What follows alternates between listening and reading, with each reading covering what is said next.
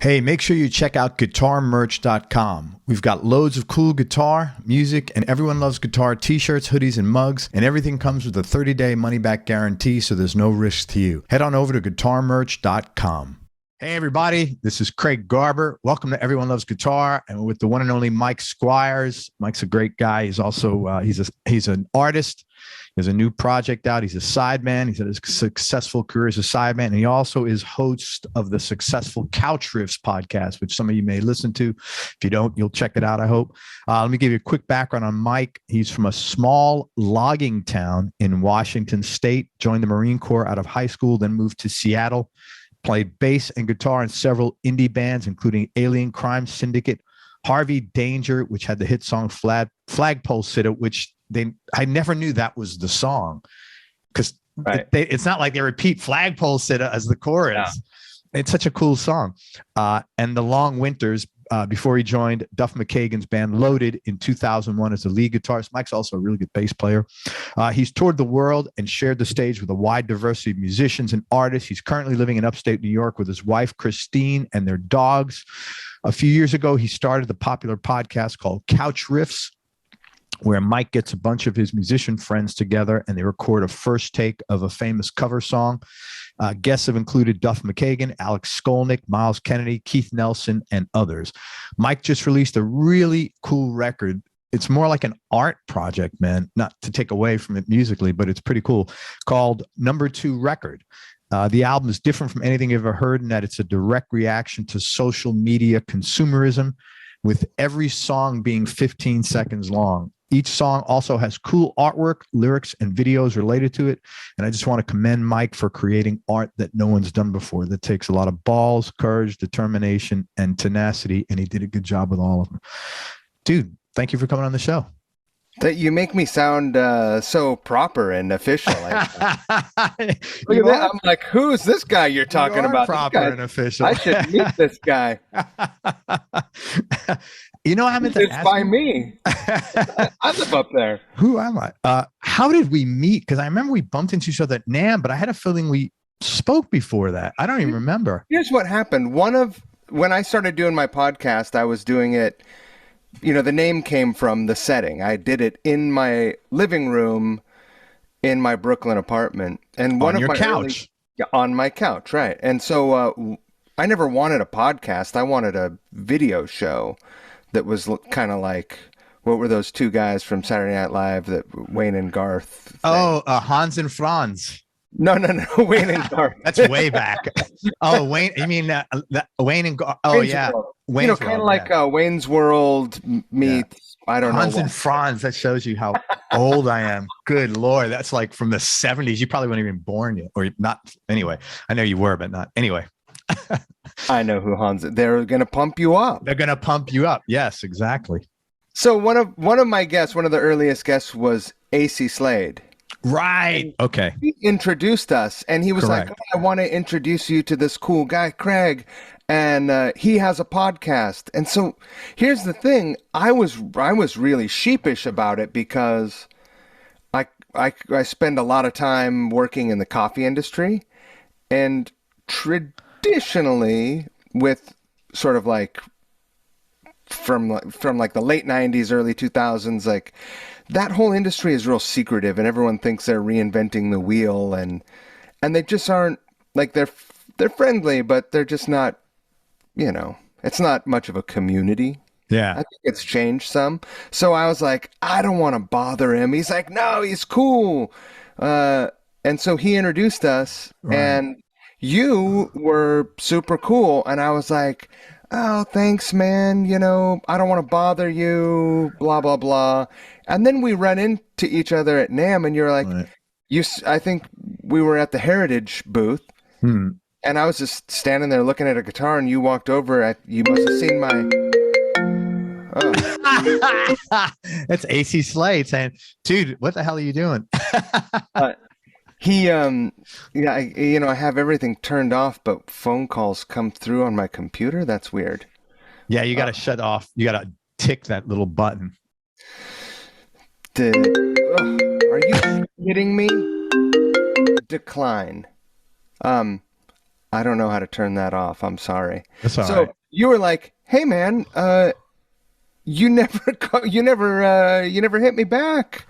And that was the beginning of our friendship. We've talked Oh, okay. Yeah. a lot of times since then. I Yeah. was like, Yeah. and I think I just kind of spilled it to you right there. Like, I'm sorry, I didn't want to bother you, and I know you're busy, and also I'm busy, and and you have been and just an open book, and we've gotten on the phone with each other a lot of times. Yeah. Yeah. That's right. I forgot how we met. Thank you for telling me. This is the kind of shit that when you get old, it just I mean, honestly, I hate to, and I think I'm pretty sharp, but not really.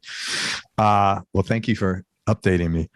All right. So let's get into this. You grew up in a rural logging town in Washington. I don't even think that stream of phrase has ever come out of my mouth. Like I've never had cause to say that. Tell me about like your surroundings and how rural was it? Yeah. So I grew up through grade school in the East Bay in California, and in the fourth grade, I moved. I consider myself to be from Granite Falls, Washington, because it's sort of like my formative years. I moved around a lot as a kid. I think I went to 12 or 13 grade schools before we moved to Granite Falls. So, Holy shit.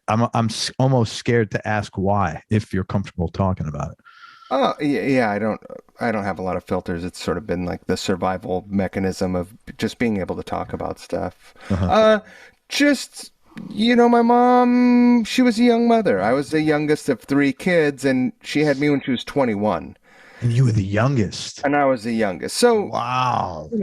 when I was Fuck. younger, I didn't really get that, and there was a lot of activity around the house that I resented as I got older. Sure. But, when I was 25, 30 years old, I finally realized that you're a kid. Say Yeah. that again. You froze for I a don't have second a there, Mike. 4-year-old kid at Yeah. Oh, when I was 25 or 30 years old, like, I realized, oh, I'm not raising three kids, right? I don't have these. I I'm can't also, imagine it. Wow. I'm also not a woman. Like, Yeah. I'm not struggling with that. Like, just socially in the 70s and 80s, like, fewer opportunities, Yeah. especially single parent, I just I didn't have, my biggest hurdle was me. Yeah. Yeah. So, That's incredible. Your well, yeah, mom. we moved around a lot, and my grandmother sold her house in California and moved up to Washington after a couple of my uncles moved up there and landed in Granite Falls and bought a few acres deep in the woods. Like at the end of our, 300 yard, oh, probably more, probably 500-yard driveway was a river. That's amazing, man. The Stillaguamish River, and that's where I learned how to swim. Um, Wow. and there was woods. It was idyllic for a kid. Yeah. Um, What was the vibe there? And like, so what was your childhood like growing up there after you got there? well, the vibe was very evolving. It was pretty good to start. Um,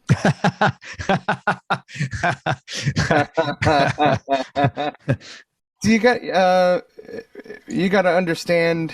My grandmother had five sons, Wow. and these five sons. My father was the oldest. He went to Vietnam. I think Oh, he went to Vietnam, and even before he went to Vietnam, he was a tough guy. yeah. Like he was getting in trouble. He was a biker. He was hanging with the Hells Angels, and he was getting himself in trouble. When he came back, he was very, very different. He was changed and damaged. But I don't think I haven't met anybody who hasn't come back from combat that isn't, to be honest with you. And I'm not saying that like I has nothing to do with them. yeah, I I had can't a, imagine. I can't imagine. I had a guy that I knew here, and he was telling me, you're literally killing as many people as you can. I think he was in Desert Storm or one of those, and to survive. And then the next day you're in Walmart. He goes, and you're looking around. He goes, how the fuck do you process this? So, I mean, how can you not be even more damaged? And Vietnam was off the charts insanity. Yeah, I can't imagine. The documentaries I've watched. Wow. So he came back and had a really tough path. He was in prison for most of my life. So wasn't much of a father to me, but as I got older and talked to people about him, people loved him. That's really interesting. Yeah, it's crazy to me. I'm still trying to reconcile it because, the few interactions that we had just weren't great, Well, how would they be? Right. What's your frame of... One time when I had grown up a little bit, I'm going through puberty, maybe done some curls and played, freshman year of football or whatever. And I think at one time I said to him when he had upset me some way, I was like, I should kick your ass. Yeah. Like a dumb kid, just like thinking he was, something that he wasn't. And I learned a pretty quick lesson that day. Wow. Did he pass or is he still in? Oh, yeah. No, guys like him aren't built to last. He died at 52. Oh my God. I'm sorry. Fuck. His dad died at 52. That's fine.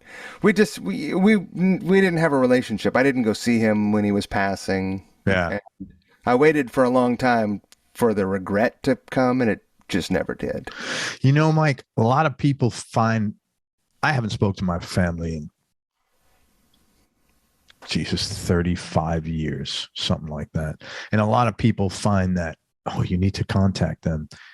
I don't really believe in that personally, because as a father, I can tell you right now, my kids have fucking pissed me off and done shit that is really inappropriate. I brought them into the world. The burden is on me to take care of them, not the other way around. So I agree with, if I fuck up, I need to apologize. And I have hundreds of times with all three of them. Yeah. So I good for you for, taking care of yourself. Regret comes from a relationship. I get it. You didn't have a childhood and he didn't help that. Well, I think I did. Oh, good. Yeah. So, the vibe out there, I think 1979, my family moved to Granite Falls.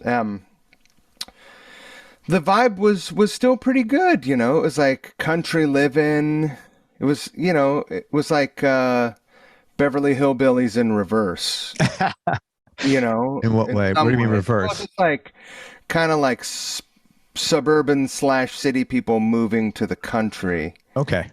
And a couple of my uncles were still incarcerated in California, my dad. So the vibe was still real mellow, and then slowly, over 8 years or whatever, people started coming up, and then it was a pretty rough descent. Yeah. I mean, the bullet points are, I smoked crack with my dad. That was one of our bonding experiences. I know guys who've done that. That's 15. One of my uncles shot my dad. Well, there were firearms going off in the house. There were gunfights out on the property. It was a real sketchy place. I saw. Yeah. Yeah. But let me ask. Sketchy. How did you said you thought you had a childhood. How did you manage to eke one out? I mean, what is a childhood? I played Little League Baseball. You know, I went out and played in the woods. I had friends. I was a Cub Scout. You know, I did Yeah. all these things Okay. while going home to gunfights and I never but here's a weird thing. I never had any rules. I think we have that in common. There was no structure. So any of those activities I had to seek out. Nobody encouraged me to do anything, which was kind of weird. Right. Yeah. Right. Yeah. See, I consider that me. I don't. I guess I'm looking at my kids' childhood. I don't Right. feel like I had one, and I didn't have like I wasn't smoking crack with my dad. So I give you credit for having a better perception than I did, but I had other issues going on there too. I guess looking back now, when I meet a 15-year-old, it fucks me up because I see that those people are children. But at 15, I felt like I had lived enough that I was an adult. I could make choices. I was doing what I wanted to do always. Right. Never had a curfew. Through grade school, I never had a curfew. I could just do what I wanted. Which was great. But out in the country, there wasn't a lot of trouble you could get into. Right. You Right. know, what are you going to do? I'm going to take the BB gun out and shoot some cans. Right. Occasionally you go fuck up the neighbor's fill in the blank, Yeah. and get in some trouble, and you have a job and you have to pay for it or whatever. It's like, so yeah, Granite Falls was a very rural place, is still a very rural place. Rolling Stone and Oprah both did their meth special. In Granite Falls. Yeah, it was a hotbed for all that stuff, and my family was right in the center of it all. Like after I Wow. left, it definitely devolved into that. And on the occasions that I went out and visited, it would be really heavy. Holy crap. Yeah, I know another he's still a young kid who got high with his dad smoking crack, as a matter of fact. I couldn't imagine. Yeah, was, I mean, it was my dad and one of my uncles and someone else. I don't remember who it was, but it was a weird vibe. But I yeah, didn't know any different, Craig. So right. I get that. I totally when get that. it didn't seem that weird, I wouldn't go to school and talk about it, you know. Of course, yeah. But it didn't seem that weird. It's just how it was at home. That was when that's reality. People talk about, well, you need to get with reality, or reality is different to everyone. Yeah, totally. It's interesting because I didn't do that. I was just like beaten all the time, and that was my reality. Same thing though. I never went to school, talked about it, Right. and I just thought that was the way it was. So Right. I do get it. I guess I'm thinking as a dad, I'm like, holy fuck. Right. Yeah. I'm like, oh my, I don't think one of my kids has saw me buzzed once because I went to a party and I had too much to drink. I think they're that's all I saw. They're over here. They're always over here like, Dad, have some drinks.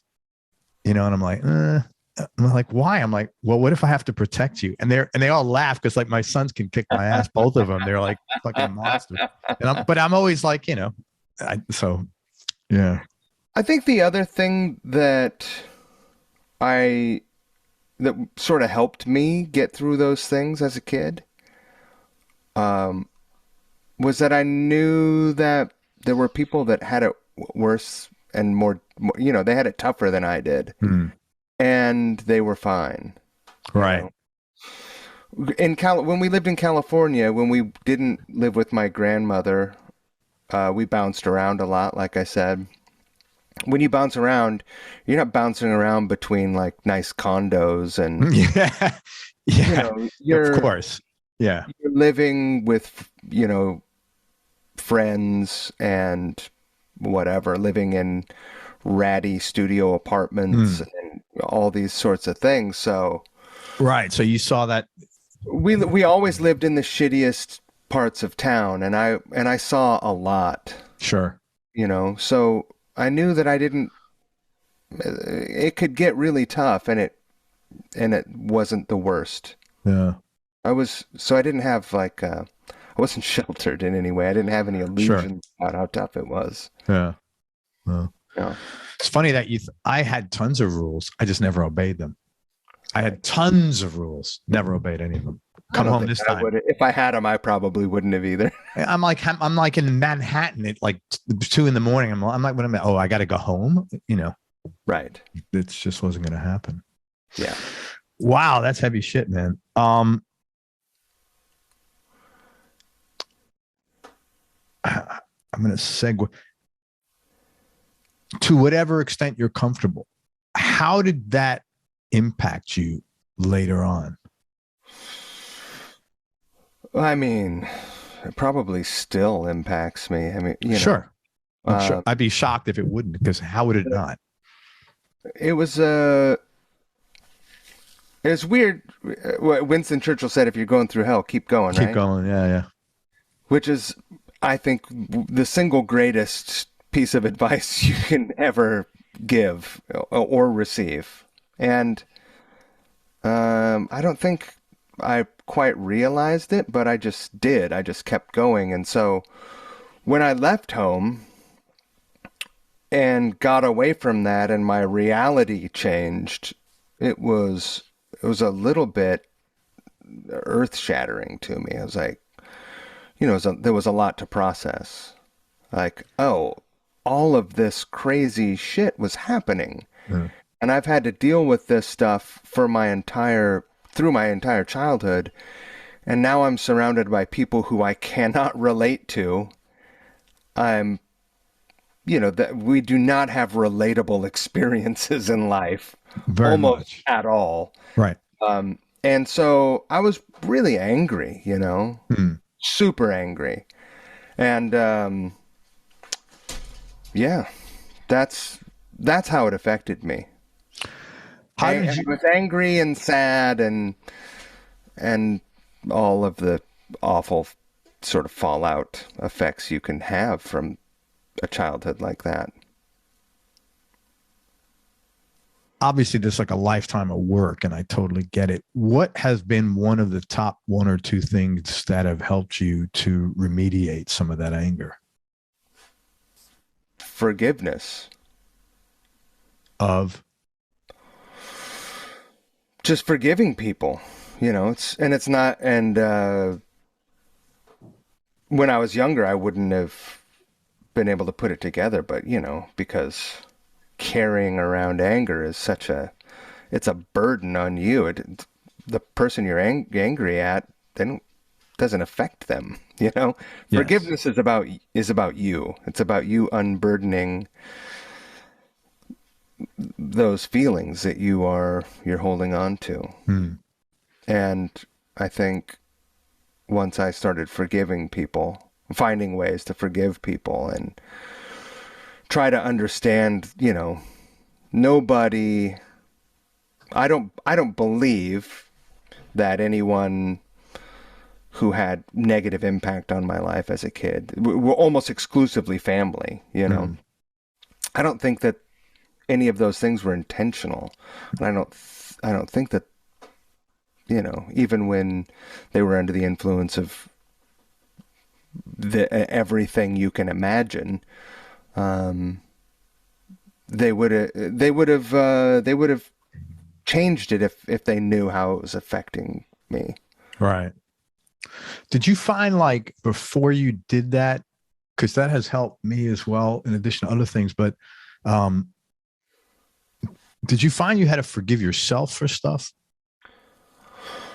Oh, buddy. I mean, I'm outside of one of my uncles, I'm the only Squires that hasn't been to prison, and leaving home was really difficult and weighed on me for a long time because, my grandmother was still at the center of this home, surrounded by chaos in this home that was just falling apart physically and like familial, Emotionally, yeah. So, I had a lot of guilt around leaving, so yeah, I had to forgive myself for sure. I mean, I quit drinking for the first time when I was 15. Wow. You know, How did you come to do that at 15? That's a pretty unusual. well, I mean, I was already a problem drinker. Yeah, but you don't quit at 15. I've never heard that. I'm I not mean, saying you don't. I'm just saying some that's of, yeah. some of my best friends went to treatment in high school, you know. Mhm. These, But that's different. Usually someone's checking them in. yeah. I don't know So anybody that we lived that in this little logging town, right? And if we wanted beer, we never had to ask grown-ups to go buy beer for us. In this little town, it's one intersection, right? It's one intersection with a flashing red light. They might have a stoplight now, but when I was there, flashing red light. And there were 5 churches and 5 taverns.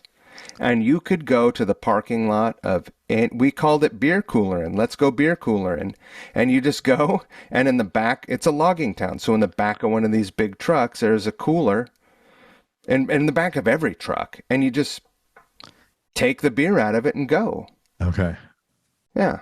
So we never bought beer, and there was an endless supply of it. So, by That's the wild. time we were getting in trouble, we were, that's where we were at. So yeah, I quit for the first time when I was 15, but it was a recurring, I've quit. Say that again. You just froze up. You just say that Oh, again. I've quit a lot. Yeah, yeah. I've, What? yeah. But you've been sober now for quite some time. Yeah, I've got 5 years now. When I got to New York, I made the misstep of thinking, well, I'm happy and I'm married and I've got this job that's great and everything's, I'm happy. Like Yeah. I can have some wine with dinner, right? Uh, Yeah, wrong. A pretty quick backslide. So, I just read this article yesterday. There's a woman who, for anybody who's struggling, this might be something that you're interested in, and you haven't had success with a conventional 12-step. There's a woman, I don't know if she's in New York, but she put something together called the alcohol experiment. yeah. And basically it's just a different mindset to quit drinking. It's just pretty interesting if anybody's interested in that.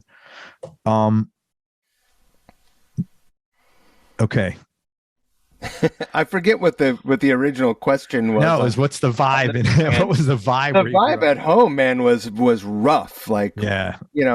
If friends stayed over, it was usually because they wanted to, well, like we were going to party, Yeah. or that's it. Yeah. Yeah. It's funny. There were a lot of kids left terrified. Yeah. Is your mom still around? No, she passed also. Oh man. She Sorry. died in 2015. God, sorry, man. It's okay. What prompted you to join the Marines? Because I think you're the first person I've had on the show who's joined the armed forces. That seems shocking to me. It was shocking to me when I thought about it. At least I haven't talked about it with anybody. I'll bet. I mean, I'll bet 900 guests. You'd think there's got to be 10. I'll bet you. But yeah. Maybe it just didn't come up. Probably. Yeah. I think it was a few things. Like I was getting to, I barely got through high school, not because I was a bad student, because I didn't care. Sure. So I wasn't going to college, I didn't have the records that would allow that to happen, or the interest to or energy to pursue that. I wanted to play music, but I was really not a very confident kid, you know. I almost dropped out a couple times, and I started just thinking about what can I do. Like I don't live far from Seattle, and there's things going on there. I know that that's a city. You know, I'd been to concerts there. I had discovered a couple independent record stores there. I would, you know, at that point I had a license. I'd drive down there and buy records, and I was into the idea. I knew the part of town I wanted to live in already, and eventually did, but I didn't have the confidence to just move straight there and find a job and get an apartment, and there was no one telling me like, you can totally do that. You know, I'll help you. Whatever. Right. Well, you know, wasn't happening. So those are all factors. There's also just sort of staring down the barrel of, what is this? For all of the great things that Granite Falls had to offer, and for all the cool people that I still know that live there, you know, it didn't have much to offer me at that point in my life, small town living. And the reality of my home life really was bad. It was a bad situation. Like that was, you stick around, you're going to go to prison. You probably have a kid in the next year. And then any dream that you have about going off and seeing the world is dead. So there are all these things bouncing around in my head, and fear, and just like, you know, when you're a kid, you don't know the difference. You don't know, like, yeah, sure, choices are important, but there's no choice that, you know, you can't turn around and make another choice the next day, right? Sure. It just doesn't seem like that when you're a kid. It's like everything is amplified. Well, when you have no guidance, it seems like it Sure. doesn't seem like that. If you have somebody like mentoring you, or like, hey man, don't worry, you could just do this if it doesn't work, you know. But when you're on your own, yeah, big difference. There were a handful of people who were really good influences on me, but they unfortunately weren't at home. Right. You know? So one day, you know, I had a handful of my classmates in my high school. This town is so small. There's one high school and there's 52 kids in my graduating class. Oh my God. Wow. I think 5 of us joined the Marine Corps out of my senior class. Like okay. 10%. That's 10%. Yeah. So that was an easy decision in a sense, because it was like, well, I got all these other guys doing it. You know, I was a long-haired kid. I was like a class clown. You know, I was just like, no one. I think the recruiter had gotten a few of my friends, and he was like, hey, you know, we're gonna go shoot some hoops on Saturday if you want to come out. And I was like, yeah, okay, I'll go. And I think I mentioned it to someone, and it's like, yeah, I'm gonna go play basketball with, you know, these folks and that recruiter. And they were like, whatever, dude, you're too much of a pussy to join the Marine Corps. And I was like, well, I guess I'm joining the Marine Corps. Yeah, right. You know, like, I'll show you. Yeah. Which you know, those sorts of decisions have chased me a few times in my life, but sure. The truth is, it was the first great decision I made in my life. Yeah.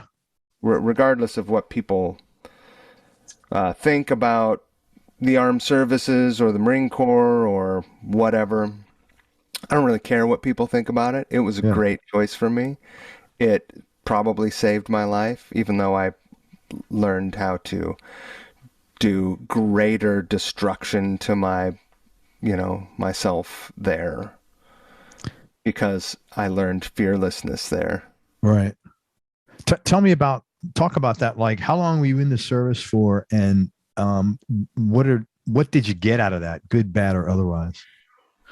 Yeah, so I was there for 3 years. I ended up in Barstow, which was disappointing, Barstow, Florida? California. It's like the way station between Vegas and LA. It's just, Okay. we used to say it's not the asshole of the earth, but you can sure smell it from there. Um, so yeah, I was really excited. They ask you for your three like wish list deployments, and I was like, oh yeah, send me to Japan. Hawaii.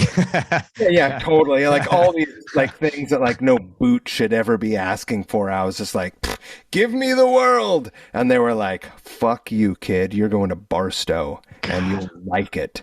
Yeah.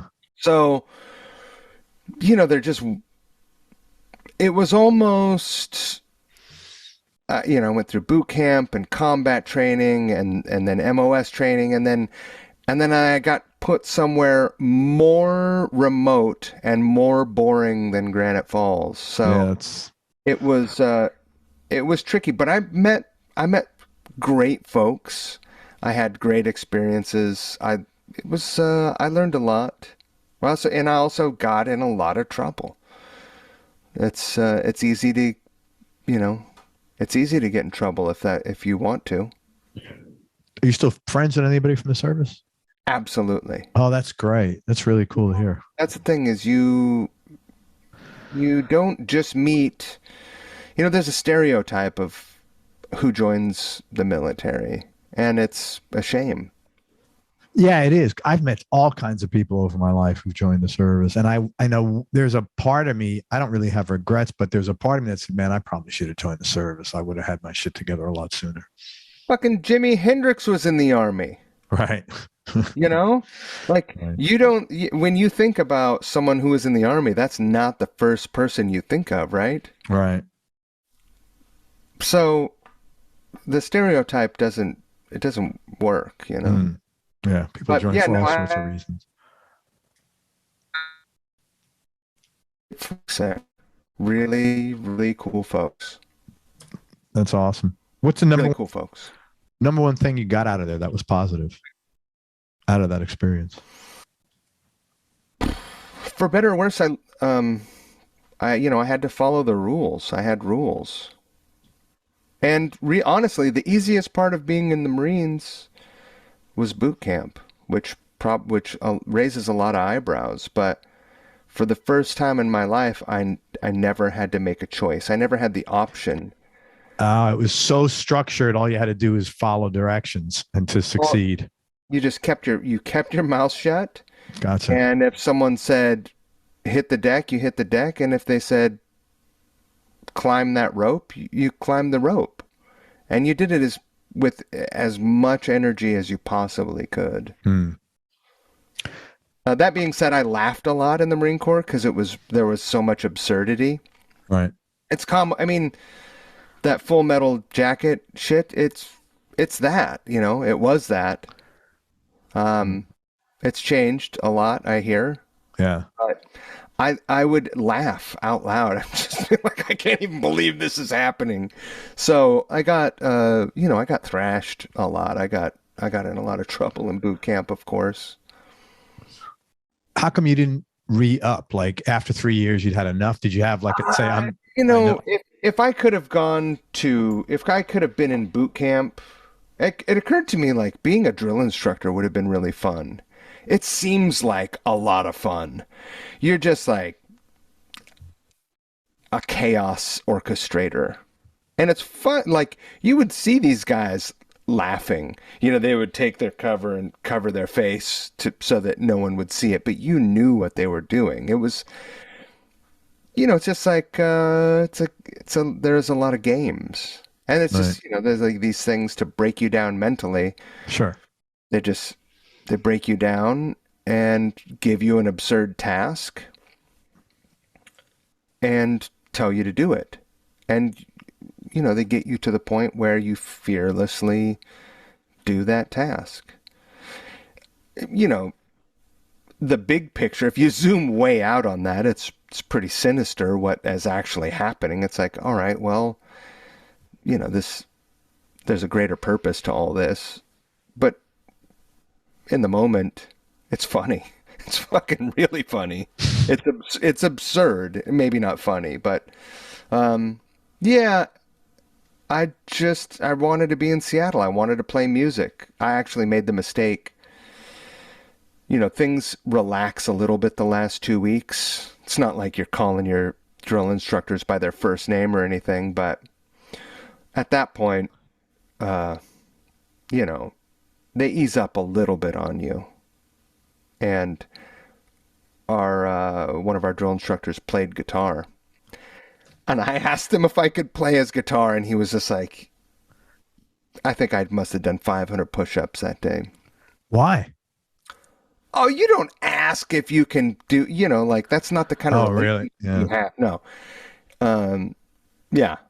So that's why I was so anti-rules. The thought of going to anything like that was like, no, I can't be told what to do. It was good for me. In that way. Mostly at least at first when I got to Seattle, it gave me confidence, even though looking back now is a lot of it was false confidence or not the right kind of confidence, Man, it's hard to have the right kind of confidence when you're 20 something years old. No, I mean, with rare exception, you unless you came from a real good background, Well, yeah, the difference between confidence and experience is vast. Yeah, really is. You can go into a situation with all the confidence and none of the wisdom or experience, and your results are going to be a lot different. Sure. So yeah, I opted to go to Seattle, and I don't know what I would have even done then if I didn't have a friend of mine from Granite Falls who had moved to Seattle, and he was like, let's go get a house. We'll rent a house. I get you a job. I work at this cemetery. I'm a gravedigger. Oh my God. And that was my first gig out of the Marine Corps. I was a gravedigger. Holy fuck. What do you think about that? That's well, you know what? Honestly, it's probably not a bad gig. I'm like, no one's standing on top of you. I don't mean that like physically, but like, no one's probably like, hey man, you got 2 more graves to dig in the next hour. I would only imagine that's going on. You're independent. You're outside in the fresh air. You're young. It's probably a pretty good gig. You're probably making decent coin at that age. It was an awesome gig. Yeah. It was great. Yeah. So yeah, I moved to West Seattle. My friend Jeremy, was the only person that I knew. And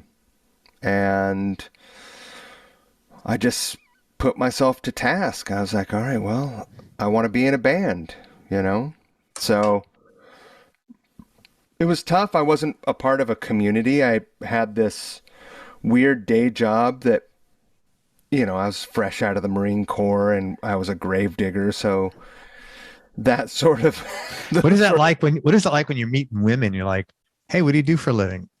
I'm a gravedigger.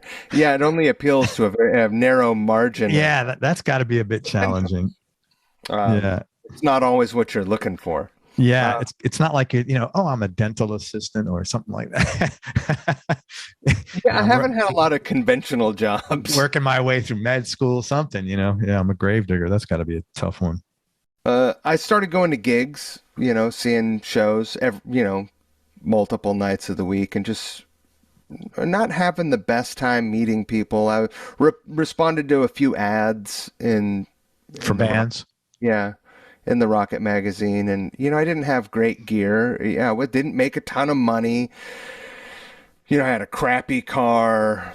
Just I showed up to one audition. And I had my guitar and my amp, and these guys opened the door and looked at me and just shut the door and said no. Wow. Yeah. And so that's wow. Yeah. So eventually, after a lot of frustrating situations like that, I saw some people play, and I saw the drummer at the bar afterwards, and I said, hey, great job. And he said, oh, yeah, thanks. I don't know when we're going to play again. I'd give you a handbill or something, but because our bass player quit to join a bigger band, and so we don't know when we're going to play again. And without hesitating, I said, I'm a bass player. Were you a bass player then? Fuck no. Dude, that's so awesome. No, That's so not awesome. only was I not a bass player, I had no interest in playing bass until that moment. Because you had an opportunity to play music. Yeah. It was an opportunity. Like, Good for these you. guys need someone to play bass. Any of the musical jams that I had been involved with, it was like a Rochambeau who's going to play bass. Nobody wanted to do that. Rochambeau. It's like you drew the short straw. You're Right. playing that thing. A lot of times there wasn't even a bass around. So you happen to have a bass. Nope. Oh, wow. That's awesome. I didn't have a bass. I didn't. He gave me a demo tape and said, "Learn the first 2 songs." I think there were, 5 or 6 songs total. And I called my brother-in-law, who had a lot of, he had a couple basses, and I said, Okay. "Hey, I have a chance to go audition for this band. Can I borrow a bass from you?" And he said, "Sure." And Was he in Granite Falls or was he in Seattle? he was in between, Okay. in a town in between. So I drove up there, got it, learned it without an amp. I didn't have a bass amp. I called this guy, still a friend of mine, my buddy Doug. I ended up working for him for a while too, like years later.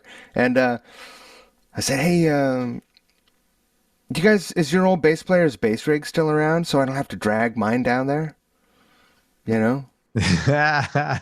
And he said, "Oh, yeah, Positioning. there's something around."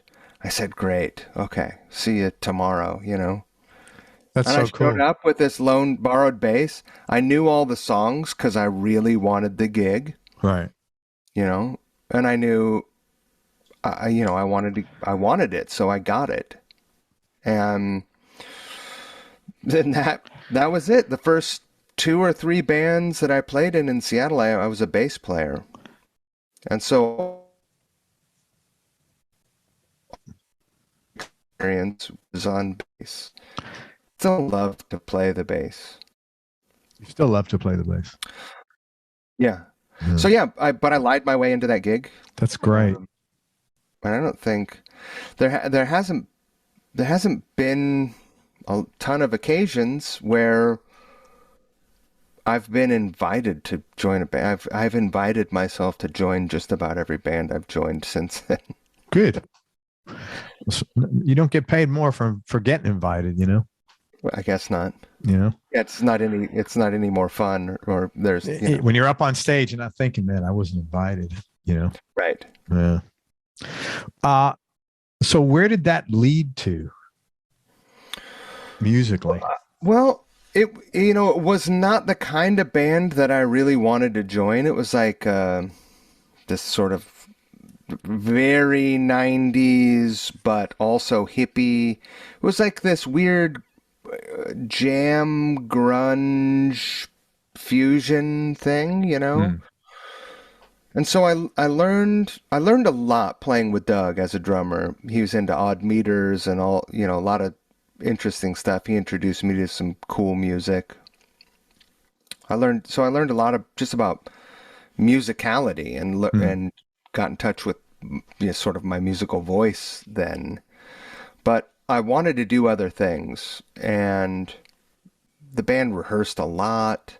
And when I talked about wanting to do some other things, like being involved in some other projects, I ended up having a squabble with the singer, and I quit. It's just like, I'm not gonna just do this. I can't just do this because I see people that we play with and they're in multiple bands, and I want to do that. I want to be able to do a lot. Like I understand you want to have a family and be focused and we're this and that, but it wasn't satisfying you musically, so it was. and it could Yeah. have. I mean, I probably would have stuck around forever if I could have also done 3 other bands, if I could have done some guitar playing and played in some heavier rock bands or straighter, more straightforward rock bands. So that was good. But then, when I was 25, I was like, well, if I haven't made it by the time I'm 25, it's all over, and I'm going to go back to school. And I did. I quit. And you went to school? Yeah, for 2 weeks. Sorry, man. That just I wasn't made the it 2 answer. weeks, and I was like, this fucking sucks. This sucks, man. This is not my life. For 2 weeks. That's the best answer I made I've it had. 2 weeks, and What were you going to school for? it was what was it called? It was this program with Seattle Central Community College, which is a great school, and Evergreen. It was called it was like a 12 credit class. It was 5 days a week for 3 hours, and it was Like music or? no. I was just kind of going to school. Right. Okay. Just trying to figure out. Arts and literature. Okay. Um, and I just couldn't get with it. Yeah. So I left, and Did you know at that point you wanted to be a musician? I mean, I already was, I had played a lot of gigs. I just hadn't had the right opportunities, or hadn't put myself or found myself in the vicinity of the right opportunities where I could sit and know people, just kind of chasing my tail, Yeah. and learn, finding my way. You know what, man? People who come, and this is not a slam at you because I'm including me in this statement. Oh, I'm very slammable. Go for it. No, it's not a slam, but people who come from backgrounds that we did where there was no support, no structure, Oh, tend to chase their tails. And we wonder why things aren't working. And it's because we're chasing our tails. There's no, there's a question I ask sometimes. It's, did your life turn out the way you wanted it to? And once in a while, I ask myself questions. And for me, that answer is, I never had a goal. I never had people did you follow your dreams? I never had a dream. right. Because my dream was to fucking get through today and make it to tomorrow. It was a very short vision. Sure. And I think when you grow up in a stressful environment like that, for most of us, that is, in some form of that is your vision, and you are prevented from looking long term. And when you're prevented from looking long term, you don't, like I look at my kids even, and none of my one son is like really focused, but it took him a while, but now he's got a plan and blah, blah, blah. And even when they're not focused, they have like a greater sense of purpose. Right. I never had that. It doesn't sound like you had that. And it's because of this. And I have many friends that are in the same boat. It's like, Yeah, I knew what I wanted to do, but I didn't know how to do that. And also I was distracted by, how am I going to make rent? right. That's another, right. Yeah. Yeah. How am I going to make rent? And how am I going to get better gear to play music? And so eventually I joined a band, and that band started getting good gigs. It was a good band called Nevada Bachelors. It was the singer and drummer from one of my favorite Seattle bands before. They were called Thistle. Awesome band. Great, like pop rock, very like Beatles meets the Black Crowes. And then, yeah, awesome band. So I had this opportunity, joined the band. We made a record, made a couple records. And then the same thing, it was great. Everything was going great, but I just, even 30 years ago, I didn't want to sit on my hands. Like, content isn't really my goal. Like, I want to figure out what's on the other side of that. So we're getting great gigs. We're playing on the weekends and good clubs, and we're getting great opening things, but we're not going to go on tour, you know. Rob, the singer, was raising a daughter, and you know, he had a straight job and he had a lot of responsibilities. We weren't going to go on tour. Yeah. And that's what I really wanted. So we had met enough folks at that point where we had become friendly with the Harvey Danger guys, and they made a record, their second record, with John Goodmanson. And I ran into John at one of their shows, at the Harvey Danger shows, and he played guitar with them. John Goodmanson is like a big record producer, has done a bunch of stuff all over. And so he did this show, and I was like, I didn't even know you played guitar. And are you going on tour with him? What's going on? He's like, well, I played some guitar parts on the record, but yeah, I'm not going to go on tour. I'm just doing this show and maybe one other local show, and they got to find someone. And I was like, all right, talk to you later. And, made a beeline and went over and just said, I'm your guy. I'll go. I'll learn your songs. Let's do it. Good for you, man. And that's exactly how it happened. So let me ask you this. You've mentioned a couple of times you didn't have the confidence, but you have to be pretty confident to do that. At that point, I had the confidence. Okay. I had played a bunch of gigs. I knew I could learn songs. I knew I could play the guitar pretty good. Mm-hmm. I could learn their songs. It wasn't learning Mahavishnu Orchestra songs. Yeah. I wasn't Jeff Beck or whatever. Right. It was just like pop rock songs. Yeah. I could do that all day. Right. Right. And so, I don't know, it wasn't that much longer. They called and asked, and I was like, absolutely. That's cool. We start? And so that became, my first big touring opportunity. Like my first big real national tour was on a bus, flying around. We did one of the late night shows, played festivals. That must have been cool. It was amazing. I could not have been happier. What did you learn out of that most important or most valuable to you? Get along to survive. Yeah.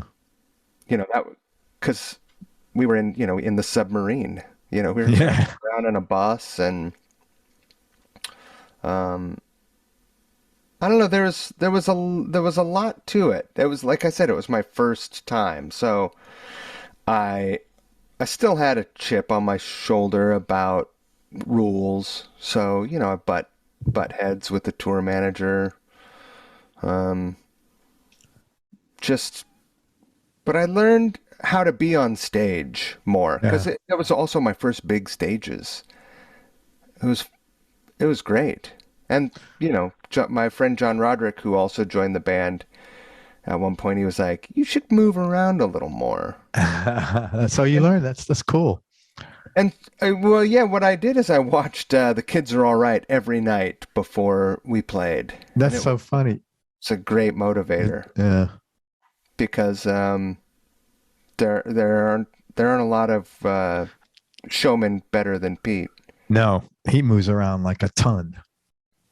Oh God, what a star! Yeah, so, that's pretty cool. Yeah, I guess I learned a little bit about just being on a big stage and interacting in that way. And I think this is a funny thing to learn, but also learning how to get a monitor mix. You play in small clubs, it's like, it doesn't matter. Right. Like, is there a side fill? Probably not. Like you're probably not even getting kick in the wedge, Sure. So you learn how to own this, how to work the stage, and how to produce sound, and how to control sound and stuff. And how to ask for what you need so that you can do a good show. So you can have a good show. Things that became really valuable later on, especially when I was playing with Duff, How did that come about? Same way. He needed a guitar player, and he said, "Hey, I'm your man." Absolutely. That is exactly how it happened. I had met him once before. The drummer in the Nevada Bachelors for the second record was a guy, Jason Finn, from the Presidency of the United States of America. And the president made a record in the late 90s, and Duff he did a show with them playing bass, and they were like a four-piece. It was just like fun one-off thing. And at that time, we were all like the Bachelors, Presidents, and Duff were making records with a guy named Martin Fevier, record producer in Seattle. Great, great dude. And he was making this record with Duff that was not really a band. It was like Duff and having different people come in and play. But he was trying to find a guitar player. And my friend Jeff Redding was the drummer on that record.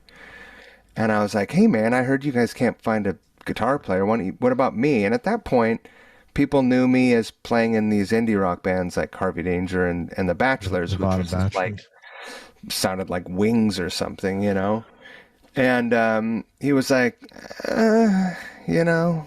Yeah. Yeah. And I was just like, no, seriously. I can play Appetite front to back, forward and backwards, you know. And I kind of got crickets from him. And so finally I called Martin and I was like, Martin, like, come on, man. Why don't you, the producer, Martin, have me down? Yeah. Fevier. Have me down. Let me give me a shot. And he was like, you know, he was like, okay, you know, sort of reluctantly. And then, you know, I went to the studio. Thank God Duff wasn't there because I would have been nervous. Yeah. Although when you get in a room with him, he's a person that will like put you right at ease. Like you'll forget who he is. Also at that point, he didn't resemble the Duff McKagan that everyone knew. Like he had gotten himself sober. He was super fit. You know, the Duff McKagan that we all knew was a different guy. Right. From TV and magazines and stuff. So, you know, I hadn't heard any of the stuff. I went in and played on a couple songs, and he was like, great. And I love working with Martin. He's an easy guy to work with. And Duff heard the stuff, and he called me, and it was like one of those the stereotypes. Like, I get the phone call. He's like, this is Duff. I don't believe him. You know, yeah, whatever. Fuck you, Jeff. And he was like, no, I really loved what you put on those songs. Do you want to come down and learn the songs and do a show and see what happens? And I was like, when do we start? Yeah, that's cool. How long did that last? I mean, we've still haven't broken up. Right. It just, he's got some other things. He's got another gig going, huh? Yeah. So, that's cool. You know, I don't know that we won't do anything in the future. We don't have any plans, but seems like every few years we come out of retirement and do a benefit in Seattle. You know? Right. So who knows? But yeah, that was almost all of the coolest stuff that I've done. I've gotten to do, you know, because of playing with Duff. And oh my God. Yeah, I'm sure. I don't know if you read his book, but I did not. It's worth reading. I read it while we were on tour. So, you know, we had opposing bunks. And so, you know, we'd both roll out of the bunks and I'd just be like, dude, I just read the part, blah, blah, blah. And I'd essentially interview him every morning over coffee. Yeah, that's so funny. Tell me about this. What was, you know. But yeah, he's great. He's a good person to, often when I'm faced with a decision, I'll ask myself, what would Duff do? Yeah, what would Duff do here? It's good to have someone like that. I don't always do what I think he would do, but no, but it's good to have someone it's good to have someone you could step out of your body. I told my kids, because they are, you know, when your kids get older, they finally start thinking that you're maybe smart. And I always tell them now, because not that I don't know anything's going to happen, but I just say, hey, man, I'll always be with you. Make sure if something happens to me, you could still think in your head, what would dad do? I want them to make sure they have that, or whoever else they want. But I want to make sure, just if I'm not here, it doesn't mean I'm not here. You know? That's the thing. I mean, people won't always remember all the details of what you say, but they'll remember The your vibe, the spirit. your ghost Hopefully. lives. Yeah. Yeah. Hopefully. Yeah. I hope. Hey, let's talk about your new record. It's called Number Two Record. What inspired you to come up with the concept with this 15-second song and then to carry forward with actually making the album? Because it's a lot of work to do that. It's a funny thing. It was 2 years, over 2 years in the making. That NAMM where we met, Yeah. I was already working on the songs then. What So, made you come? The 15-second concept thing. well, when I left Brooklyn and we bought a house up here, I was up here alone a lot. Hmm.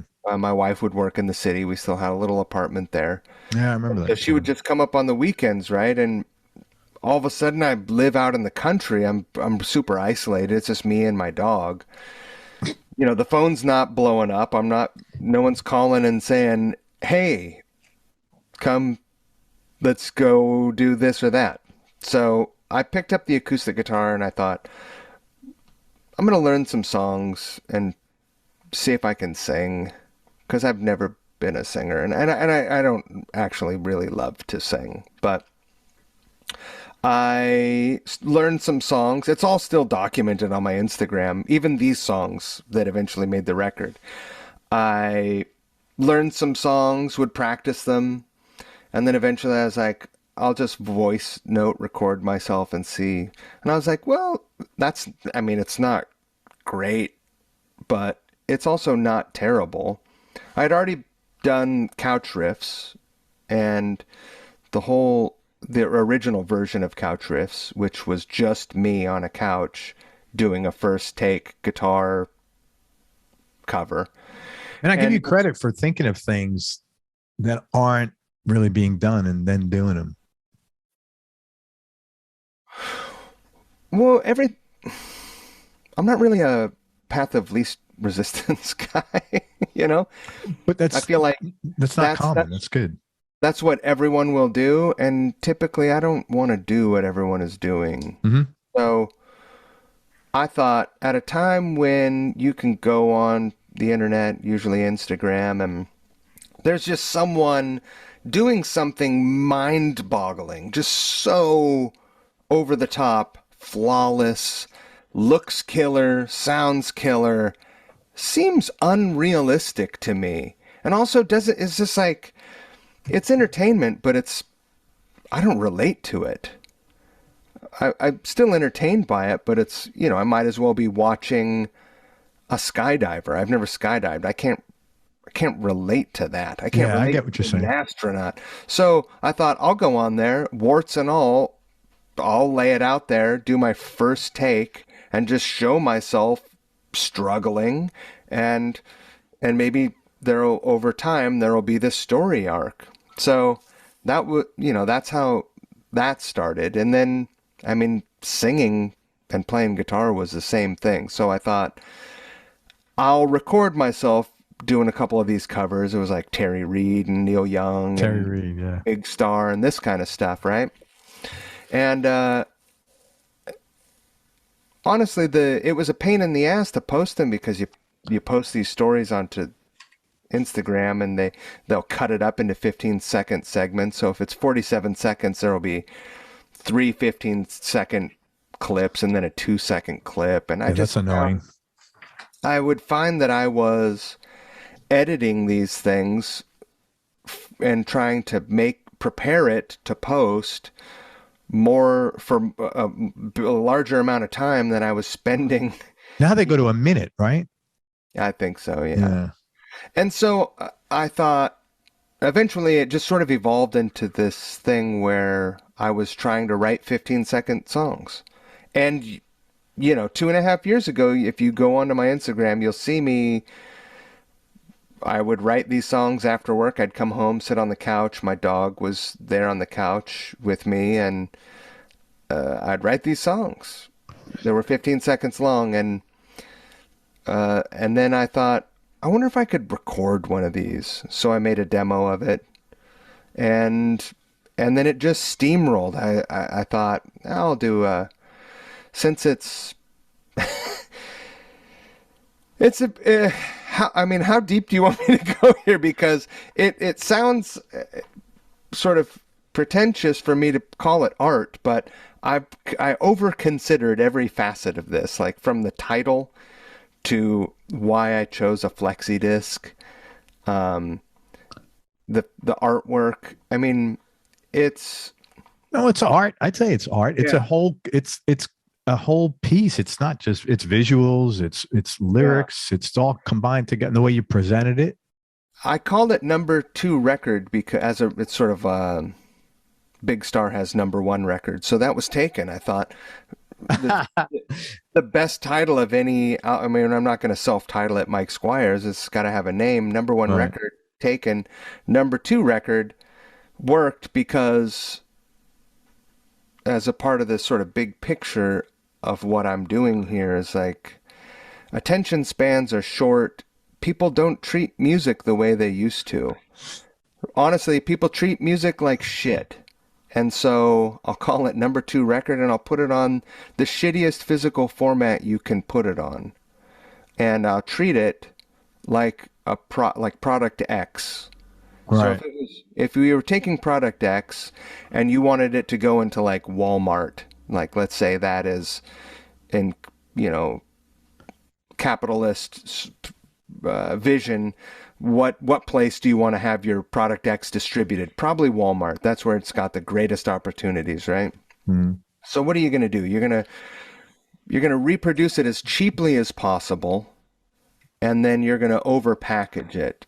So I had landed on that, like, okay, how do I overpackage a flexi disc? There's a lot of thought went into this, man. I have a lot of time. I'm up here. My wife is in the city. Yeah. No, it Yeah, beats watching TV. I get it, but that's a lot of thought that you put into this thing to conceptualize every bit of it. yeah. So I thought I'll put it in a book because flexi discs used to come in magazines, right? So I'll Right. put it in a book, and then because it sort of sprouted from this whole Instagram idea, I'll have illustrations for every song. And then I thought it would be hilarious because the song titles are very often, in the case of these songs, all of the lyrics. It's the same. Yeah. Like the title and the lyrics, there's a line between them, and it's the exact same thing.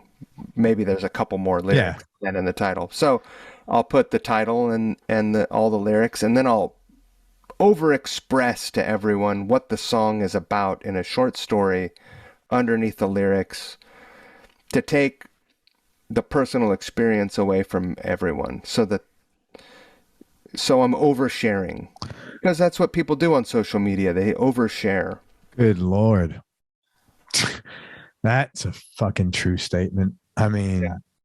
wait, what cracks me up. Sometimes I see people write and they'll write and write and write. And it's just like overinflated self-importance, but it's like nothing that anybody's really, I mean, somebody must be interested in it because I'm assuming they get some feedback on it, but man, I'm fucking sure not.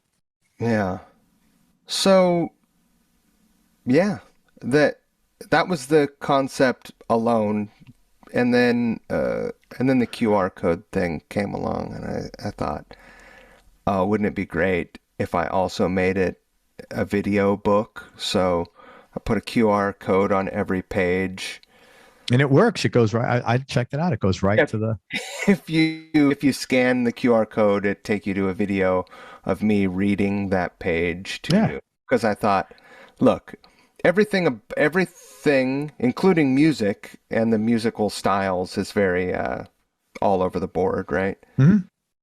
11, 15-second songs of, probably 9 different subgenres. Uh, no one, I don't know, no one reads. Why not? Everything about this is antiquated. Yeah. If you talk to record store owners, they sell a lot of records right now. They're stoked, right? Yeah. Nobody has CDs. They're selling a lot of records, but a lot of those records go unopened. They buy them back unopened. Oh, do they really? Oh yeah. Oh, wow. Because people still stream music, They buy records. It looks good, because their living room is a stage or whatever, and then so I thought, why put it on vinyl if people aren't going to listen? It's just a representation, And then the book is this. The artwork is great. That is my friend Matthew Southworth, who also a great musician, job. and he is a graphic novelist. Has worked for Marvel and DC, and Yeah, it's beautiful. It's had very. one of his own graphic novels adapted to a TV show for a while. It got canceled, but it was called Stumptown. That's cool. And, The artwork's great. Yeah, he did a great job. So yeah, the whole thing took a lot of time to come together. The idea was evolving, but I knew I wanted to do something that was interesting that no one was doing. I could usually tell if something was on brand, I guess. I don't really like that term, but with me, if I explained it to someone like, I think I'm going to do this, and they would look at me like I was crazy, then I knew you were onto something. Yeah. When you first started doing it, you put a lot of videos on Instagram. Did you feel weird, or after performing for so many years, it was not a big deal for you?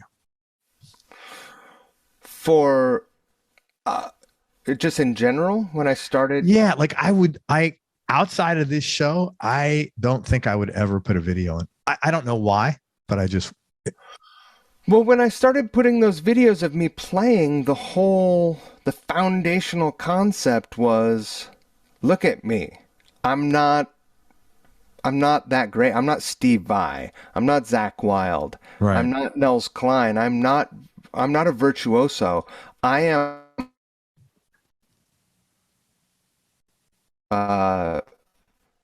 ends of my abilities right now. Right. If I learn how to play the final countdown solo, I'm struggling. Sure. Like, I see people doing it and they're not making faces. They're just stone cold, and it's like, how do you do that? I don't have that natural ability. Time. Well, a lot of it's time too. So I'm not afraid to fall on my face in front of people. Yeah. And not as a funny thing, but just as a human thing. Sure. Well, I give you credit for doing that. You just have to be comfortable with sucking. Yeah. Yeah, I don't have a problem with sucking. You know what? I'm just not. I just doesn't. The appeal isn't there for me. Right. I got nothing to say. Right. You had something to say. If I had something to say, I think maybe I would do that. Yeah. You had something to say that was genuine. It wasn't like, hey man, I'm going to come up with something to say. It's like, oh, I have something to say. Right. That's a big difference, I think. That's why I probably feel awkward about it. Like if I had something to talk about, I would. I think the other thing is that, I'd contributed songs to bands that I've been in, but I never made a solo record. Right. And then this seemed like probably in some ways, this seemed like a pretty safe way to have a first solo release, to make it I understand what you're saying. Greater art concept. It took some of that initial pressure off of, okay, I'm going to write a song. Yeah, the criticism about the music it's not really possible to criticize the music. I think that the music on this thing, I mean, I don't even, I don't know. I think it's awesome. And it's funny because I don't feel super connected to it. Like I know the songs. I don't know if I could play them again right now in this if you ask me to, but they're pretty good and they're over so quick. They are good. And the mix is phenomenal. Holy crap. That's Don Gunn. Don Gunn mixed my record. He also mixes all the audio for all the Couch Riffs quarantine videos. Yeah. It's great. Mix is phenomenal. Yeah. No, the music's fine. The music's good, man. It's a very appropriate. The vibe is, I mean, it's a great little project you've done here, man. Thank you, Craig. It's fun. Yeah. It's, I have, if people think this is weird, you ain't seen nothing yet. What's coming? Yeah. So let me ask you, what's next? I don't want to talk about specifically what is next, but I have an idea. So I've got some hurdles to clear, but I'm going to do more physical music releases, no digital releases. Just why why jump into convention now? Have you gotten? I'm sorry, Mike. Go ahead. I apologize. If you think that this is an unconventional physical release, you'll be very surprised by what's coming. Good for you.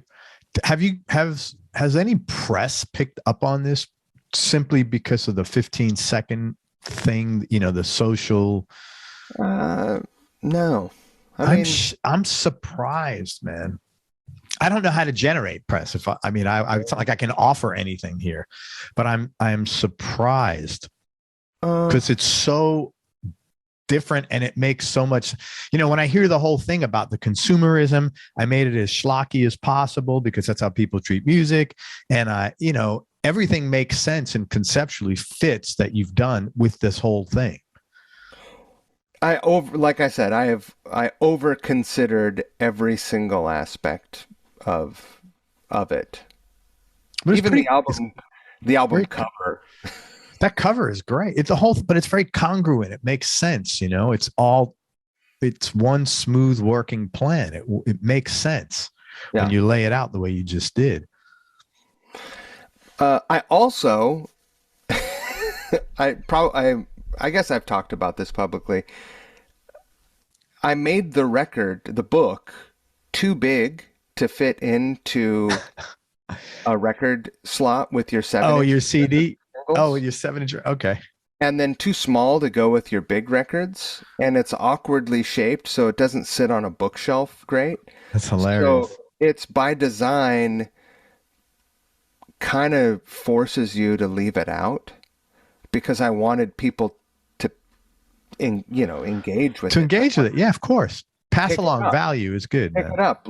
Go through it. It's funny. It's funny and weird. And yeah. So even the shape and the size of it had some intention. That choice. Is your wife is still in New York, coming back and forth? Yeah, more, it's picked up. Right. So she's there now. She's this week and next week she's down for 4 days. Okay. So you're like, you don't have to be like, honey, can you go to the city? I really want to work on this project. She had to sort of like hear me talk about this in real time, and she's very supportive. Some things, she's like, I don't get that. Like, what are you doing? There are a lot of things that I can go to her and say, like I'm colorblind, so I can say, hey, does this color scheme here work for this post or whatever? Because I don't know. It could be fucking purple and orange and green and yellow, and I have no idea. It looks brown and green. But you said don't feel bad for you. I listened to the record. That's right. So she's great to bounce things off of because she's a creative person, and but yeah, she thought that this was a pretty crazy idea when I first sprung it on her 2 years ago. But, last night we were eating dinner and she was like, you know what? I'm really proud of you. Oh, good, man.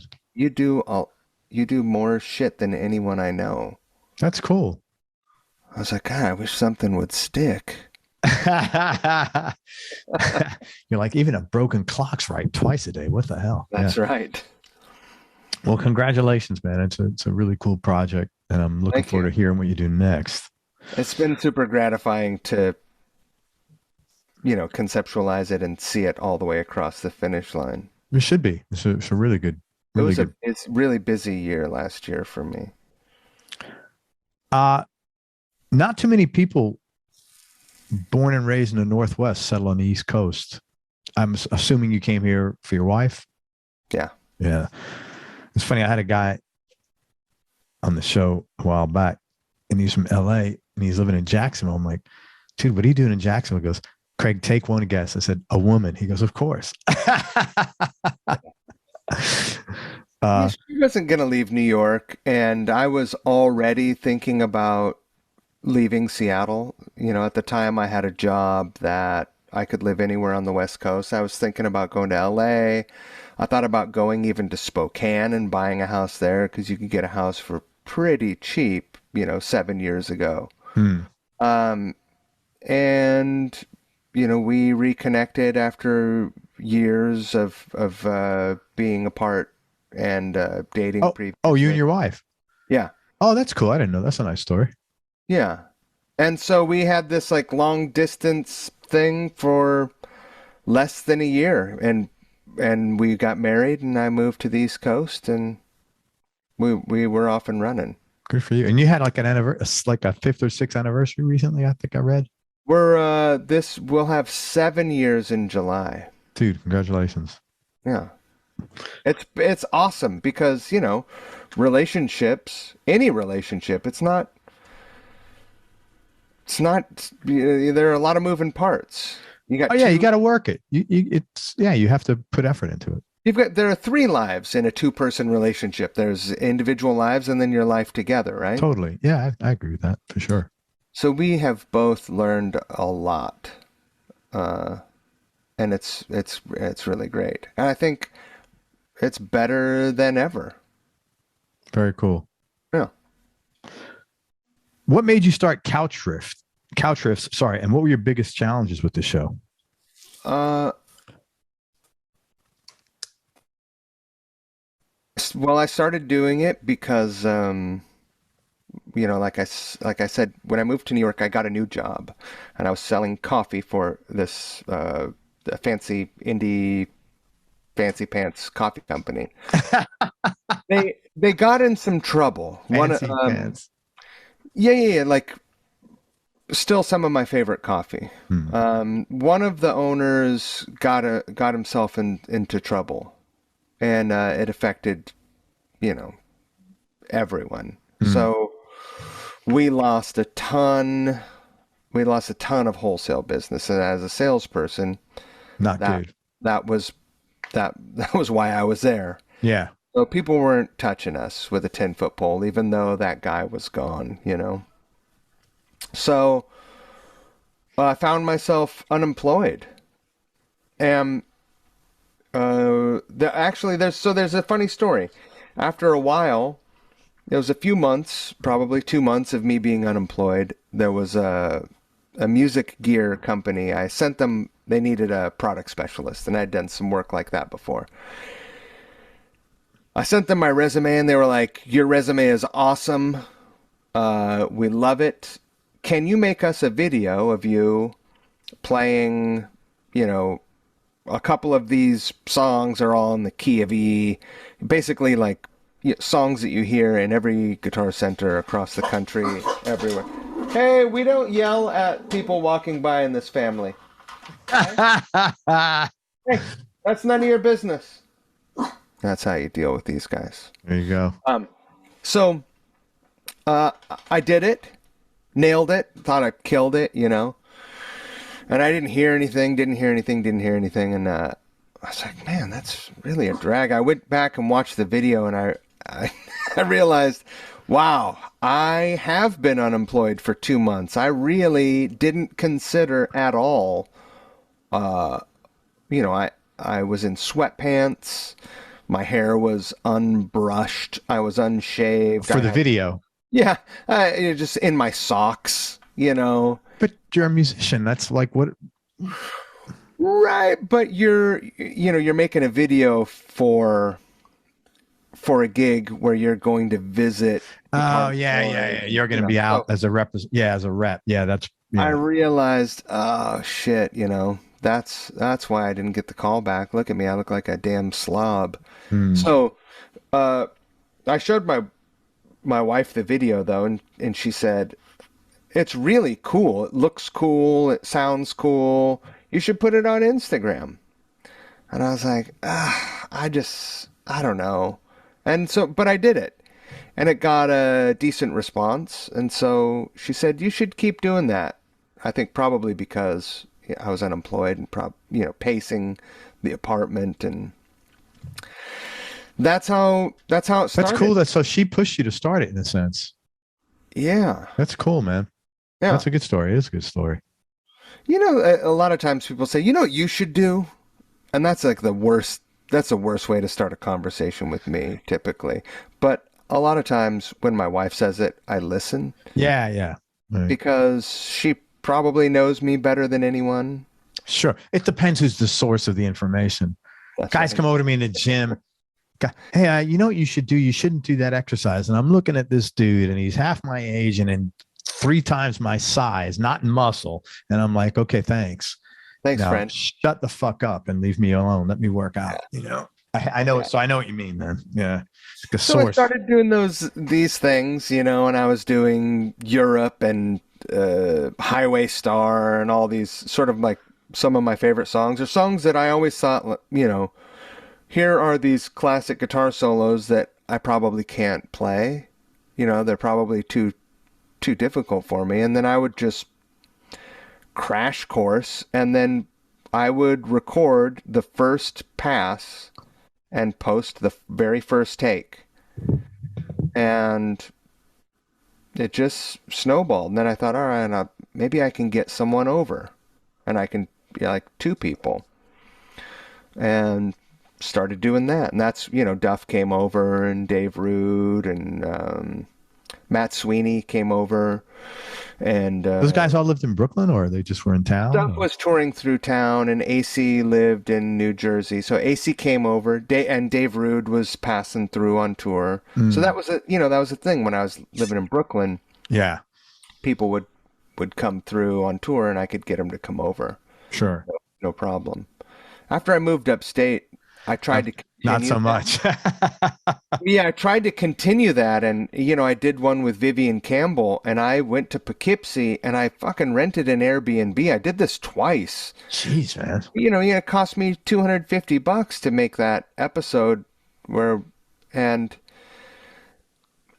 I think a business person would say you're an idiot. And they're probably right in terms of business, but guess what? You got to play with Vivian Campbell. I kind of get it. Yeah, guess what? I fucking had one of the greatest days. I played with Vivian Campbell, hung out with him for an entire afternoon. He's an incredibly cool guy. And I recorded something that it will live forever as long as Skynet doesn't take us. Sure. No, I get it, man. It's one thing if you spent $250 to play with me, but to play with Vivian Campbell, it's like, I totally get it, man. And so it's not a big investment. But I realized that wasn't a sustainable model for what I wanted to do. And luckily, which seems like a crazy thing, COVID came along and sort of forced some other issues. I started doing the audio podcast reluctantly, which was a good call. Yeah. I think you were encouraging in that. But you were also told me, yeah, you should definitely do video also. And I was like, oh God, Learn from my mistakes. Yeah, man. But I'm doing it. Good. You're always right. Good. I'm not always right, believe me. With me. Oh, I've told you very little. It's an easy percentage. Yeah. 1 for 1. uh, what are some of the good things that came out of you doing Couch Riffs? Like top 1 or 2 things that you weren't expecting? Well, early on, I had a few people that encouraged me. They're like, "This is a really cool thing, and no matter what, keep doing it. Just do it regularly, no matter what. You know, if you can't get a guest, make something, just call it Couch Riffs, and you just don't know what's going to happen." Actually, you could call it Couch Whiffs. That would be Whiffs, kind of, yeah. that would be kind of cool, actually. Swing and a miss. Welcome to Couch Whiffs. So I continued doing it with that, taking that advice, and a couple cool things have happened. It's still happening. I've got to have some of my wish list guests on the podcast and also in performance videos. That's cool. Really incredible. And I got a musical director gig for a party out in LA a couple weeks ago, which was really incredible. Played with a bunch of great players. I really would like to do more of that. I probably wouldn't have even considered that was something that I could have done, even though it seems obvious now. Well, because you're doing a music director gig every time you make an episode. Right. Basically. Ultimately what I would like to do is I would like to tour the podcast. I'd like to go to a town for a weekend, rehearse a band that's like a Couch Riffs band. Sure. Do a podcast in front of an audience, and then do a set of music afterwards with that pickup band. Yeah. It would be pretty fun. I could capture, audio and video capture the entire event so that it's a live event and something that I can put on social. And I think it would be cool. I'm not quite there. I can go to Seattle, maybe LA. I could probably do it in New York. I don't know that I could do it in Kansas City. It's also tricky because I see, it's like, all right, well, I've got the 35 to 55. Well, I guess I'm not that. Say that again, Mike. It just broke are those up. People coming out to... Oh, you got the 35 to 55 audience. The people yeah. Right. Well, it's they interesting. Come out to a show. I was at Deep Purple the other night. By the way, they opened up with Highway Star, which is I went back and started listening to some. Up with that. Yeah, but they opened up with that. Like, I went back to look at a couple of their live albums. They opened up with that a lot. Wow. Yeah, because I after the show, I was riding home in the car with my son, and I said, let's put on one of the live Purple albums. And they opened up with Highway Star, and I started looking at it. It's not the only one. But I was, like, my son, of course, was the youngest person in the audience, but I was probably the second youngest, to be honest with you. So, and I'm 58, and there was a lot of, the whole concert was filled with boomers. Right. And it was 2,000 seater, there's a couple of young kids there, but probably 5%. Yeah. So I think that's who's coming to concerts. So, well, that's relieving. Yeah. I mean, look, you got to, this is everything. You got to test. Yeah. Yeah. And unfortunately, there's no, and you got to spend money to test, as you know. It's just. And time. Money and time. And then you either adjust or you learn something and then adjust, or, Yeah, my greatest hurdle always is time. Yeah. It's my greatest hurdle and my greatest motivator. I get that.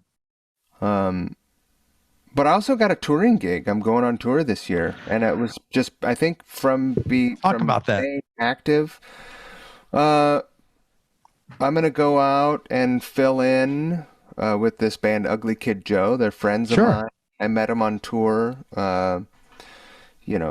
10 years ago, and we've stayed friends. And they invited me to to go play with them, and That's awesome, man. Good for you. I didn't even hesitate. So there's a bunch of great gigs, and I kind of thought that part of my life was over. Yeah, you had said that to I me had a to at little while least back. consider it, but yeah, apparently it's not. Good for you. That's awesome, man. I'm really, really excited. Mike, talk about what were some of the low points or dark periods, anything that you haven't covered. Yeah. I think, my struggle with substance was really hard. That was right up until 5 years ago. Realizing that I messed up, and that I could, there's a lot to lose. There's everything and nothing. Like, what do you really have in life but your relationships? So you don't want to mess those up. Yeah. You could go dead broke and within a couple years find your way to owning a home again. Sure. But your relationships are tougher than that, because they're just tougher than that. So knowing that I have to be sober, I can't drink. All of the most difficult times in my life have been directly related by drinking, And What? I think if anyone is struggling, anyone that's still listening to me, if you're struggling with alcohol, there's a way out. You're not stuck. If it's some sort of weird peer thing where you're like, what about my band or my work bros or what, it's, who cares? You can take that chance, or you can wonder if they're going to come to your funeral. That's a good one. Very true. I think my life is vastly improved with the absence of alcohol. Vastly.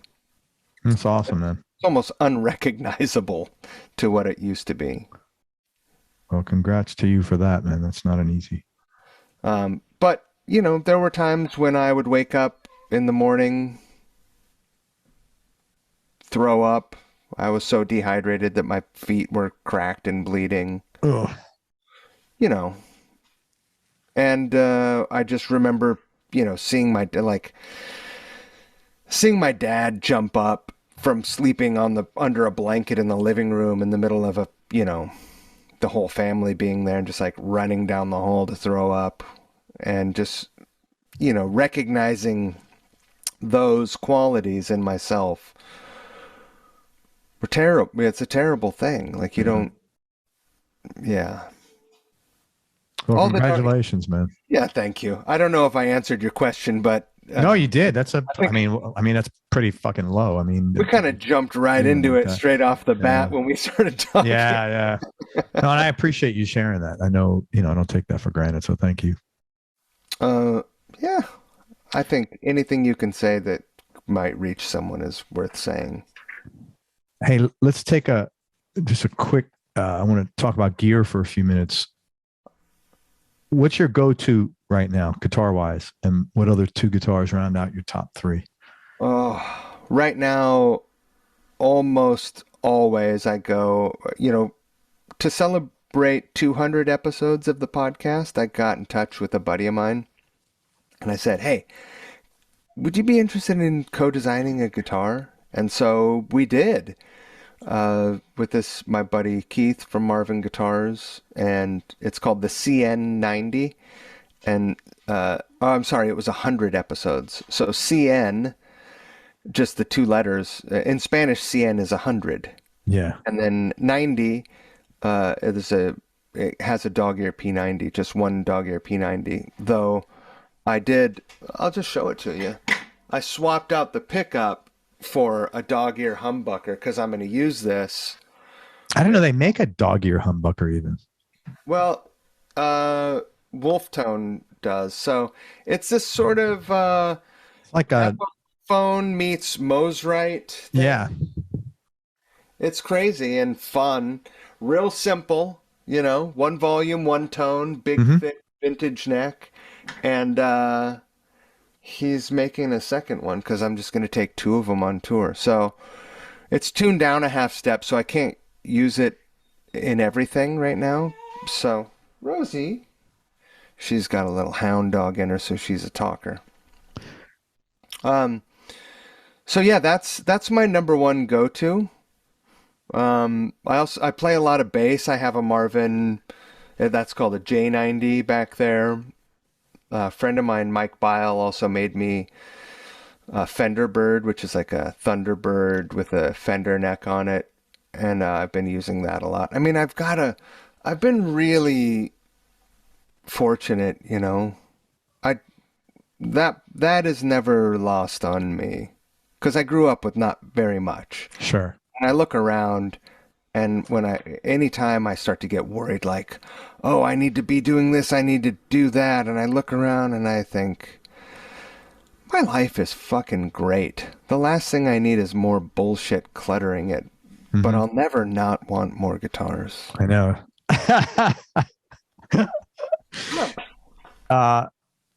Funniest thing or most embarrassing thing? That's a beautiful dog. This is that the same? Is that the same one? Oh, you know what? That's not the same one. No, this is a bigger dog. She's like a lab, sort of. Yeah, she's like a black lab beagle mix. Yeah, she's beautiful, man. Love her coat. She got a song on the record called "You Couldn't Be Less Interested in My Life." Yeah, that's right. Right.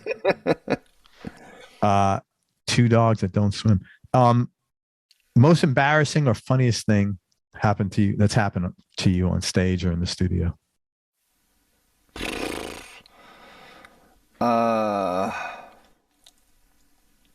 Well, I mean, plenty of funny things have happened. At the end of a show with Harvey Danger, at that point I was pretty active on stage. I was playing this Cole guitar that's way in the back here. It's the guitar that I've owned the longest. I've had that since 98, probably. That's a long time. Yeah. And not a lot of people knew about Saul back then, but he was from Portland. I had that thing on tour, and I was like, there were some subs in front of the monitors, and it was like the big finale. We're cranking it out, and I went to jump over the monitors onto the subs in front, and they were like covered in beer, I guess, something. And it was like it was just like a ski slope. So I jumped over, and my feet hit, and I just slid forward, and then I just kept going right off the stage. I hit the barricade, flipped over the barricade face first. Oh, man. Smashed the shit out of my leg and dropped my guitar. So I jump up, and I'm so embarrassed, and I'm so horrified because this guitar is like my pride and joy. And I think there's no way that this thing is intact, right? Like, for sure, I just broke my guitar. I don't even, I'm in the heat of the moment. I don't even bother looking at it. I just pick it up and I throw it back on stage.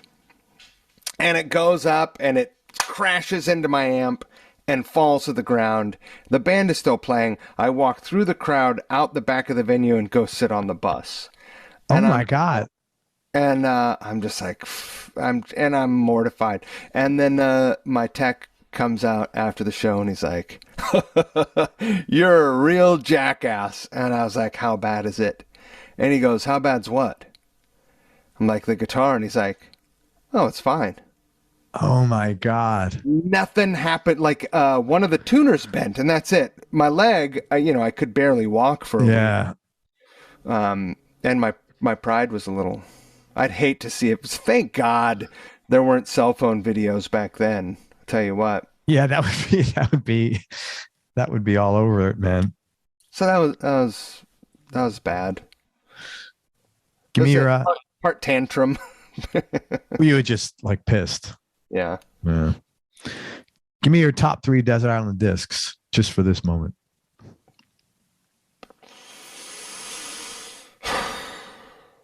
Wow. Drive Like Jehu, Yank Crime. That's probably one of the most energetic albums ever. Neil Young. Everybody knows This Is Nowhere. That's a great record, man. Not a lot of people mention that. And Never Mind the Bollocks. Sex Pistols. Listening to that one a lot lately. You know, it's funny. My wife comes from this little town in England, and I think the Sex Pistols only played 28 shows. One of them was in that town. How weird is that? She see them? I don't think she saw them, no. But she knew the record where she grew up listening to it. Right. I don't know that she saw them, but 28 shows, one of them was in where she grew up. I mean, it's just nutty as hell. Just a few more questions, Mike, and thank you. Okay. Yeah, man. What do you like and dislike most about yourself? I like that I am not afraid to do the work. Just despite what a mountain it might look like. I almost need heavy resistance to be motivated, which is also what I don't like about myself. Can I throw something out there, man? Oh, sure. I had something similar to that. Not exact. It was just something for me. The reasons why I needed something negative was because the negative thing I needed was my comfort zone that's the environment I grew up in. Right. So it was like I had to download a new operating system to get rid of that. Yeah. So maybe I'm just throwing it out there. Maybe because you had a lot of resistance with things, that's why you kind of need that. It's really weird. Just throwing it out there. I think that less conventional things are usually more difficult, things that go against convention. Definitely. And those are the things that appeal the most to me. I require a lot of amusement, which sounds weird. I don't know. Maybe it sounds weird. Maybe it doesn't, but I do. I require a lot of amusement. I laugh a lot, and I try to, if something isn't fun, if something is a joy kill, I usually don't want to have anything to do with it. Well, that's great. I don't want to suffer through things, although Sure. I can, fully. I'm trained by one of the greatest organizations to suffer. The Marines. I don't want to. I want to have fun and laugh, and then I need joy. So, but one of the things that brings me a lot of joy and amusement is absurdity and unconventional outcome or product and whatever, So I like a lot of weird stuff as a result, or things that are, left of center or whatever. So, sometimes that can be a hurdle also. If I could be a little more focused, that would be great. I don't like that. I don't like that. Maybe it's that I have too many things. I'm building 15 videos at any given time because I'm relying on other people's timelines. Right. I don't know. The thing I don't like about myself is that I'm not rich enough to pay someone to worry about the things that I don't want to worry about, Craig. Truck nuts. Yeah. I'm scared to ask this, but apparently truck nuts have had quite the impact on you. And if you're comfortable, why is that? Well, fuck, have you seen these things? I mean, in passing, it's not like something I've like spent a lot of time thinking, but I didn't know that was such a thing. Well, no, I mean, they're offensive. They're just like, I mean, really? Do you have to? You have to hang some testicles off the back of your trailer hitch? Seriously? Wow. You know, Yeah. it's ridiculous. So yeah, I wrote a song I did a whole series about things that rednecks do, because I live deep in the country. So, you know, I had a song. There's some songs that didn't make the record, like Rednecks Running Weed Eaters After Dark. And Bedliner.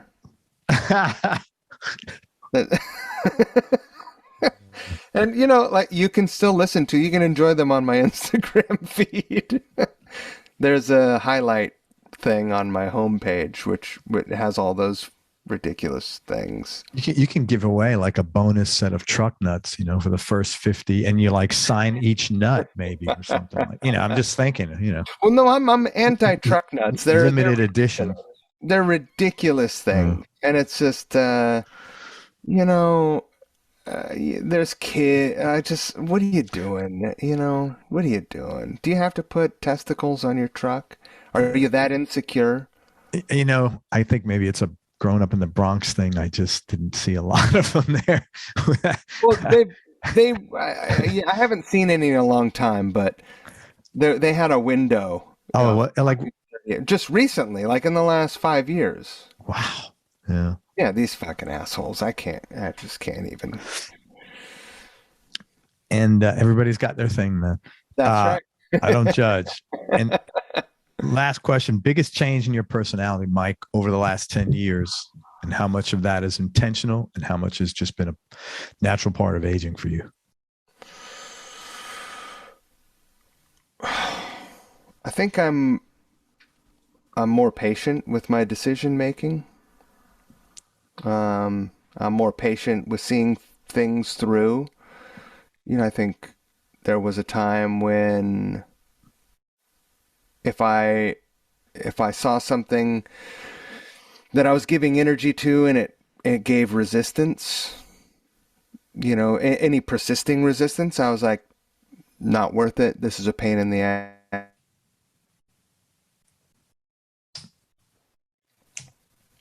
I know only a couple minutes ago I said I'm not into suffering through things, but I do think that there's a difference between having patience for situations and suffering through something that is intolerable.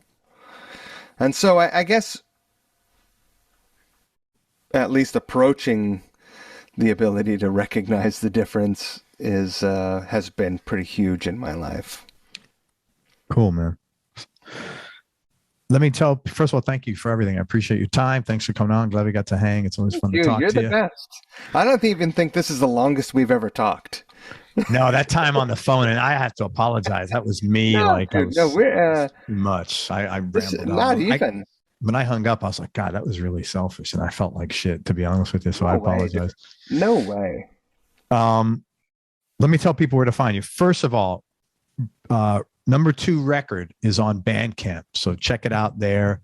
And you can also, I would encourage you to follow Mike's Instagram, where he's got a lot of the stuff on there. He's got a pretty active channel. You had a shirt and tie on the other day. I saw you're just doing everything on there, man. Oh yeah. I got a green screen right after New Year, and I thought, I'm going to do this. I had this idea. I was going to do a like really absurd news clip. You're like a news clip. Yeah, that's what I thought it was. Yeah. And but time is just my enemy. I have ideas pop up, and then I think, what am I going to do? Am I going to shave and cut my hair and put the suit on and set up the camera and do all the things, or am I going to work on this video? So there you go.